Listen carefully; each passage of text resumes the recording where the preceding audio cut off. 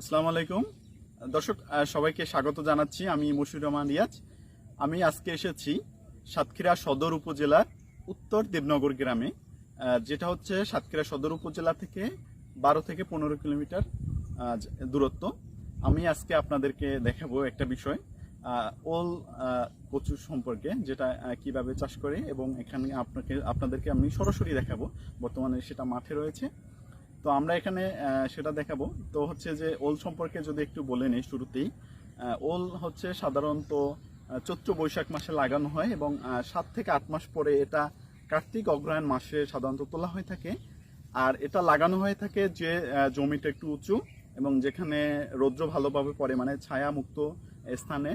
এবং এটা হচ্ছে যে আপনার যখন আপনার এটা লাগানো বেলে দোআঁশ মাটিতে এটা ভালো হয়ে থাকে সাধারণত ওলটা।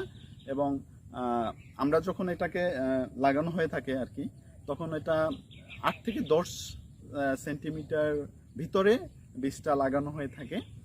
আর যদি আমরা বলি, এখানে আপনারা দেখতে পাচ্ছেন যে অনেকগুলো ওলের গাছ রয়েছে।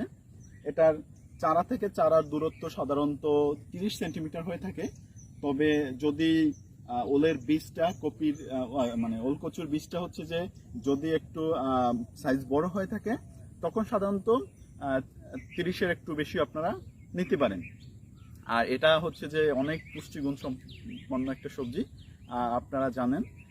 এবং বাংলাদেশের প্রচুর চাহিদা রয়েছে। সাধারণত সাতক্ষীরা অঞ্চলে এটার প্রচুর চাষ করা হয় এবং দেশের বিভিন্ন প্রান্তে এখান থেকে বাজারজাত করা হয়ে থাকে।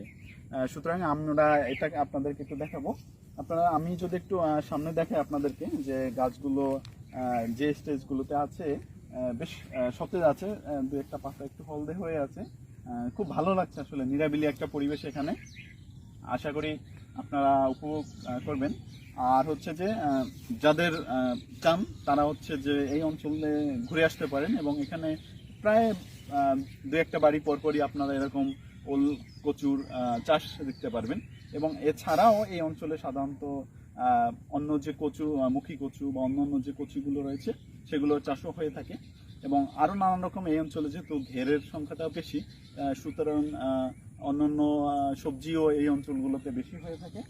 সুতরাং এই ছিল, আমি আপনাদেরকে আরেকটু যদি দেখাই, আপনারা খুব কাছ থেকে যদি একটা গাছ দেখাই আপনাদেরকে, যে একটা গাছের আসলে কেমন আকৃতি হয়ে থাকে।